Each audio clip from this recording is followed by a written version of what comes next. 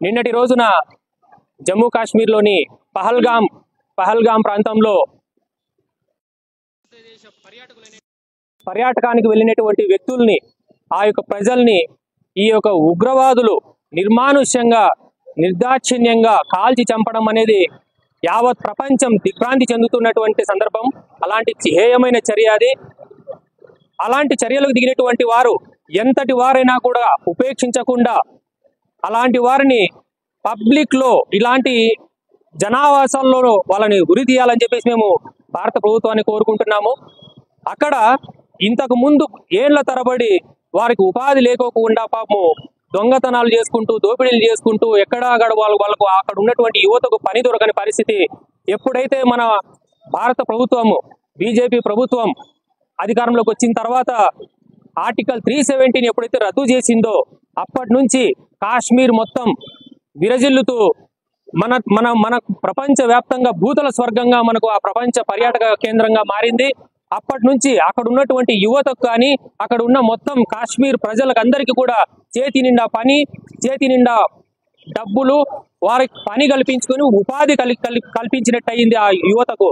అది చూసి ఓర్వలేక ఈ యొక్క ఉగ్రవాద మూకలు ఎప్పుడైతే వారి ఆటలన్నీ కట్టినట్టు అయిపోయింది. ఎందుకంటే ఇంతకు ముందు వీళ్ళకు ఉపాధి లేనప్పుడు వారు ఏదో 100 రూపాయలు ఇస్తే తుపాకీ పట్టుకొని వాళ్ళ వెంట పోయే పరిస్థితి ఉంది ఆ యువత అంతా.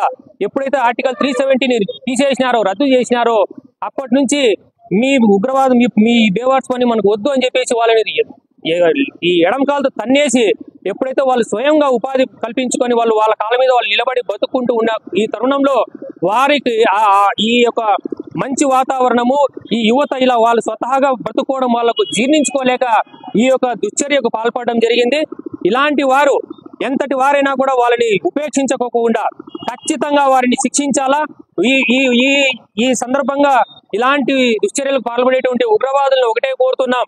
వారు ఏ దేశం నుంచి వచ్చినా, ఎంతటి వారైనా కూడా, మీరు అనుకుంటా ఉండొచ్చు భారతదేశంలో మేము ఇలాంటి ఏదో చేస్తే ఇక్కడ అంతా విడిపోతారు, ఎవరికి వాళ్ళు కొట్టుకుంటారు, భారతదేశం అల్లకల్లోలం అయిపోతుంది అనుకుంటున్నారేమో.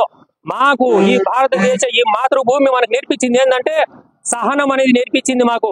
ఇక్కడ ఉన్నటువంటి భారత గడ్డ మీద ఉన్నటువంటి గాలి మేము పీలుస్తున్నాం. ఈ గాలి నేర్పించేది మాకు సహనం నేర్పిస్తుంది, మానవత్వం నేర్పిస్తుంది, ఏకత్వం నేర్పిస్తుంది. కాబట్టి నా కొడకల్లారా మీరు మిగిలిపోయినారు. అదే గనక మా ప్రాంతంలో, ఇలాంటి ప్రాంతంలో జరిగి ఉంటే మిమ్మల్ని పీసులుగా నరికేసి ఉండేవాళ్ళం ఇక్కడే అని చెప్పేసి ఈ సందర్భంగా తెలియజేసుకుంటున్నాము. ఖబర్దార్, ఇలాంటివి ఎప్పుడైనా కానీ మన భారతదేశంలో ఒక్క అడుగు కూడా మీరు లోపలికి పెట్టి ఇలాంటి దుశ్చర్యలకు ఎప్పుడైనా పాల్పడితే మీ అంతు తేలుస్తామని చెప్పేసి ఈ సందర్భంగా మేము తెలియజేసుకుంటున్నాం. ఖబర్దార్ ఉగ్రవాదులారా, ఖబర్దార్. ఎప్పుడే గానీ చెప్తున్నాం, ఇక మీదట ఎప్పుడు కూడా ఇది లాస్ట్ అండ్ ఫైనల్ అనుకోండి. అయినా ఇప్పటికేం వదలదు మన భారత ప్రభుత్వం, ఇప్పటికీ మిమ్మల్ని వదలదు. ఖచ్చితంగా మీ అంతు తేలుస్తాం. అలానే ఎవరు ఇలాంటి చర్యలకు పాల్పడినా మీకు అసలు మీ కుటుంబ సభ్యులు కూడా మీ యొక్క అవయవాలు ఏరుకునే కూడా పనికిరారని చెప్పి ఈ సందర్భంగా తెలియజేసుకుంటాము. అలానే నిన్న జరిగిన ఘటనలో ఈ యొక్క సయ్యద్ అనే ఒక యువకుడు పాపం ఆ అమానుష్యం చూడలేక ఆ ఉగ్రవాదులతో తలబడి అతను కూడా ప్రాణాలు కోల్పోవడం జరిగింది. వారి కుటుంబానికి కూడా ప్రగాఢ సానుభూతి తెలియజేస్తున్నాం. అలానే నిన్న ప్రాణాలు కోల్పోయినటువంటి ప్రతి ఒక్కరికి కూడా వారి కుటుంబాలకు ప్రగాఢ సానుభూతి తెలియజేసుకుంటూ ఈ సందర్భంగా మేము వారికి ధైర్యం చెప్పాలనుకుంటున్నాం, వారికి నివాళులు అర్పిస్తున్నాం. జై హింద్, జై భారత్.